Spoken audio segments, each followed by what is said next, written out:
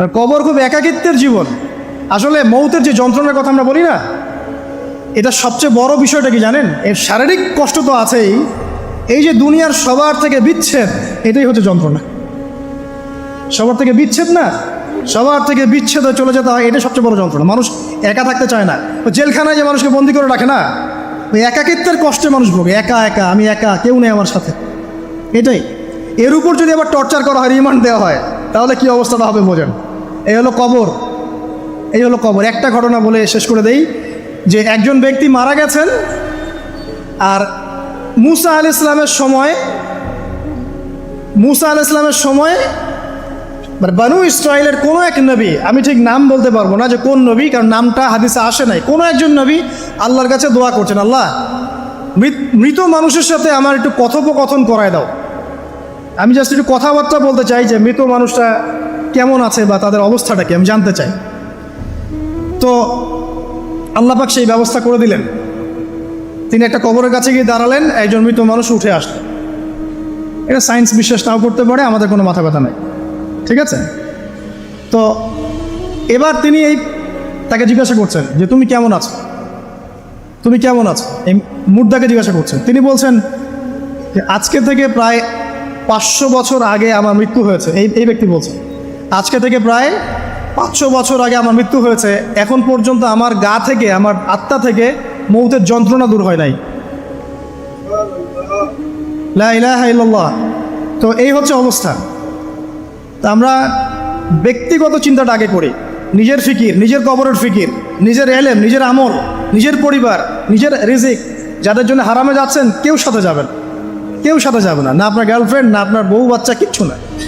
এগুলো তো শুধু মায়ার বাঁধন, মায়ার বাঁধন না, মায়ার বাঁধন। যদি এগুলো নিয়ামত হয় আলহামদুলিল্লাহ, যদি এগুলো দুনিয়াতে আপনার ফিতনা সৃষ্টি করে, আপনি আসহাবুল কাহফ হয়ে যান। কথা বুঝতে পারছেন না?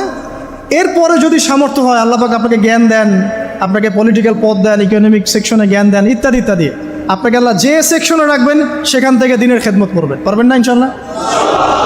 ডক্টর হয়েছেন, রোগীদের ফিস কমায় দেন, ট্রিটমেন্ট ইজি করে দেন। হ্যাঁ, ডক্টর হন, একজন ভালো ডক্টর হন, কসাই হন। ইঞ্জিনিয়ার হন, একজন সৎ ইঞ্জিনিয়ার হন, চোর হন। আপনি যেখানে থাকবেন সেখান থেকেই আপনি খেদমত করতে পারবেন। সবাইকে আলেম হতে হবে জরুরি না, সবাইকে দায়ী হতে হবে জরুরি না, এবং সবাই এটা হতেও পারবে না। এভাবে জাতি গঠন হয় না। আগে বলছি, বিভিন্ন সেকশনে মানুষ আমাদের লাগবে, এবং প্রত্যেকটা সেকশনেই তাওহীদপন্থী ইমানদার মানুষ লাগবে। ইবলিস যখন আদম আলাইহিস সালাম এবং হাওয়া আলাইহিস সালাম তাদেরকে যখন জান্নাত থেকে বের করিয়ে দেয়, প্রলোভন দিয়েছিল, মিথ্যা প্রলোভন, যে হাল আদুল্লুকুম, হে আদম এবং হাওয়া, আমি কি তোমাদেরকে জানিয়ে দিব, আলা শাজারাতিল খুলদি ওয়া মুলকিন লা ইয়াবলা, হে আদম এবং হাওয়া, আমি কি তোমাদেরকে জানিয়ে দিব এমন একটা গাছের ব্যাপারে, যেই গাছের ফল খেলে পরে তোমরা চিরস্থায়ী হয়ে যাবে এবং কোনোদিন মরবে না। এই যে চিরস্থায়িত্বের টোপ আর অমরত্বের টোপ, এই দুইটা টোপ দিয়ে আমাদের পিতামাতাকে ইবলিস জান্নাত থেকে বের করে দিয়েছে। এখন পৃথিবীতে যত মানুষ পথভ্রষ্ট হচ্ছি আমরা, আমাদের এই দুইটা খাসলতের কারণে। আমরা অমরত্ব আশা করছি, আমাদের চলাফেরা দেখলে মনে হয় আমরা মরবো না, পরকালীন কনসেপ্ট বাদ। একটা হচ্ছে চিরস্থায়িত্বের টোপ, ক্ষমতা, এই যে ক্ষমতার দাপট, এই দুটো আমাদেরকে কিন্তু পথভ্রষ্ট করছে। ঠিক একই অস্ত্র ছিল ইবলিসের। সূরা আরাফ পড়ে দেখেন, আমি কোনো কিছু বানিয়ে বলছি না।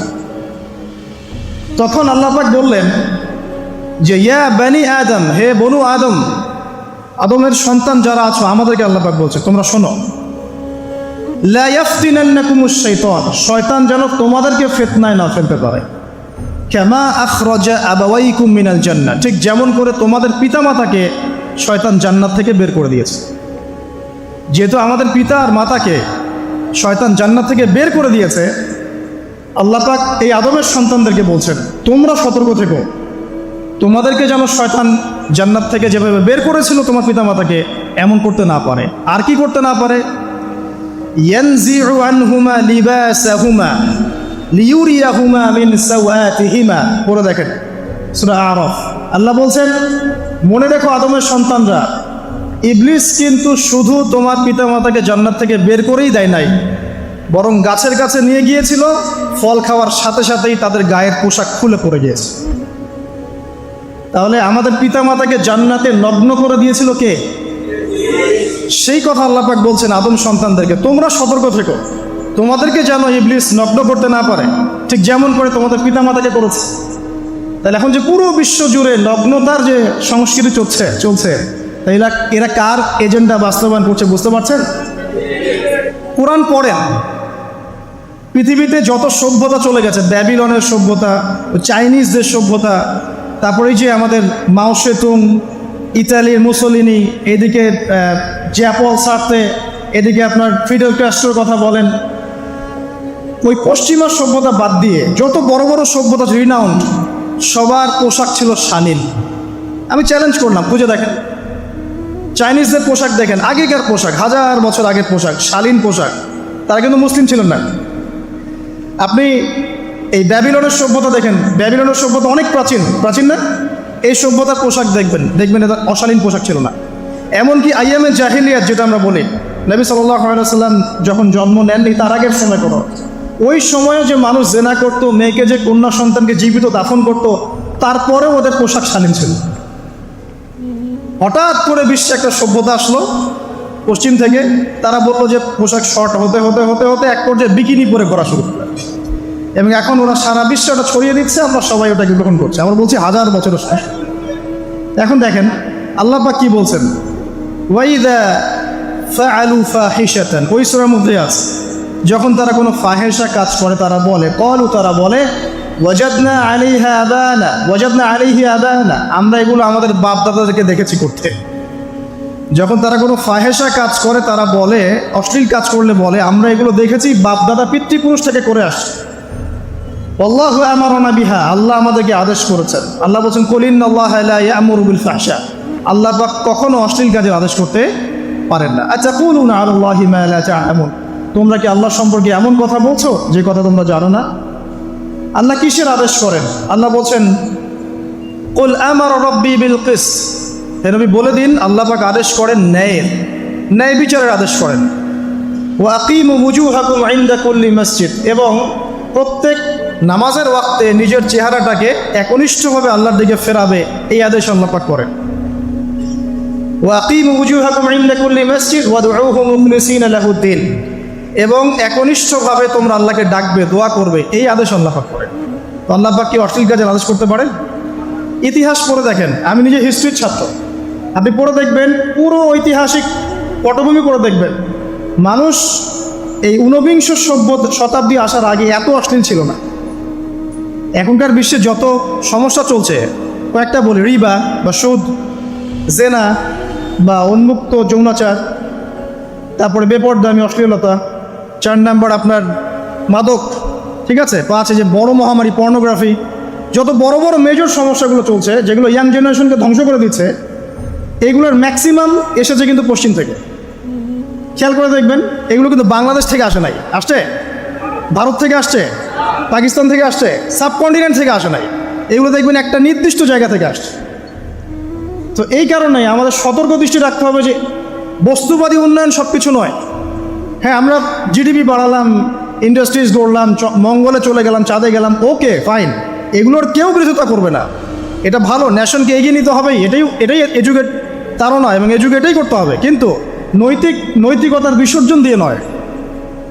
নৈতিকতার বিসর্জন দিয়ে ধর্ম থেকে দূরে চলে এসে নাস্তিকতায় বিশ্বাসী হয়ে আল্লাহকে বাদ দিয়ে, রাসূলকে বাদ দিয়ে এই বস্তুবাদী উন্নয়ন আমাদের পরকালকে বাঁচাতে পারবে না। তো পরকালকে বাঁচিয়ে রেখে আমার দুনিয়াবী উন্নয়ন করতে হবে, এবং দুনিয়ার উন্নয়নটা অবশ্যই জরুরি। সারা বিশ্ব যখন এগিয়ে যাচ্ছে, আমরা কেন পিছিয়ে থাকবো? আমি তো এটাও বলি যে এটা অনেক মাদ্রাসার লাইনে যারা আছেন তারা আমার সাথে একটু বিরোধিতা করেন এই বিষয়ে, কিন্তু আমি নিজেই বলি যে সিলেবাসের মধ্যে পরিবর্তন নিয়ে আসার চেষ্টা করতে হবে। শুধুমাত্র এককেন্দ্রিক শিক্ষায় কেন শিক্ষিত হব? এই যুগে চলার জন্য যে উপকারী জ্ঞানগুলো দরকার সেগুলো শিখতে হবে আমাদেরকে। আমাদের আইসিটির জ্ঞানের দরকার আছে, আমাদের ইংরেজির জ্ঞানের দরকার আছে, ম্যাথামেটিক্স দরকার আছে, সায়েন্সের দরকার আছে, আমাদের তথ্য প্রযুক্তি জানতে হবে, অর্থনীতির জ্ঞানের দরকার আছে, পলিটিক্যাল সায়েন্সের দরকার আছে, জিও পলিটিক্স দরকার আছে। এগুলো বাদ দিয়ে শুধু যদি আমি মুখস্থ করে যাই, এই জ্ঞানটা আমার কী কাজে দেবে আমাকে বলে? এই কথাটা অনেকে নেগেটিভলি নেয়, কিন্তু আমি আসলে তাদের ব্যাপারে তাদের সাথে তর্ক করতে চাই না। আমি আমার কনসেপ্ট লালন করি, আমি এতটুকুই বলছি। এবং যারা শিক্ষিত মহল আছেন, বুদ্ধিজীবী মহল আছেন যারা দেশ সম্পর্কে ভাবেন, যাদের নিয়ে ভাবেন, উম্মা নিয়ে ভাবেন, তারা কিন্তু আমার সাথে একমত হবে ইনশাআল্লাহ যে আমরা কিন্তু এই জায়গাটাতে পিছিয়ে পড়তেছি। আল্লাহ পাক আমাদেরকে কনস্ট্রাকটিভ সিলেবাসে পড়াশোনা করার তৌফিক দান করুন, এবং জেনারেল লাইন থেকে আপনি বয়কট করে একদম ইয়াতে চলে আসতেছেন কেন? জেনারেল লাইনে পড়ছেন, পড়েন, আপনার এই জ্ঞানটাকে আপনি ইসলামের কল্যাণে কাজে লাগাতে পারবেন না? সবাইকে কি আলেম হতে হবে? সবাইকে মুফতি হবে, মুহাদ্দিস হবে? অর্থনীতিবিদের দরকার আছে না? পলিটিশিয়ানের দরকার আছে না? ডক্টর ইঞ্জিনিয়ার দরকার আছে না? সব সেক্টরের মানুষের দরকার আছে। আপনাদেরকে আপনাদের জায়গায় থাকতে হবে, ওখানে থেকে আপনারা ইসলামের খেদমত করুন, পারবেন না? একজন ডক্টর তিনি কি ইসলামের খেদমত করতে পারবেন না ভাই? একজন সৎ নেতা তিনি কি ইসলামের খেদমত করতে পারবেন না?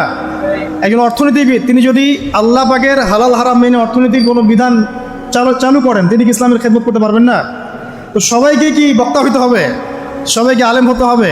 এক নির্দিষ্ট একটা শ্রেণীর মানুষ আলেম হবে, নির্দিষ্ট একটা শ্রেণীর মানুষ প্রশাসনে থাকবে, নির্দিষ্ট একটা শ্রেণীর মানুষ আপনি জনপ্রতিনিধি হবে, নির্দিষ্ট শ্রেণীর মানুষ ইকোনমিক সেক্টরে থাকবে।